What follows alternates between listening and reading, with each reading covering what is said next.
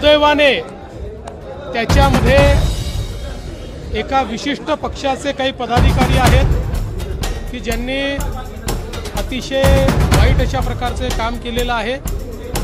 पोलिसांनी गुन्हा दाखल केलेला आहे, काहींना अटक केलेली आहे, इतरांना अटक केली जाईल। पण अशा प्रकारे छेडखानी करणं सार्वजनिक ठिकाणी, अशा प्रकारे त्यांना त्रास देणं हे अतिशय चुकीचं आहे आणि कुठल्याही परिस्थितीत अशा लोकांना त्या ठिकाणी माफी देता कामा नये, त्याच्यावर अतिशय कडक कारवाई होईल।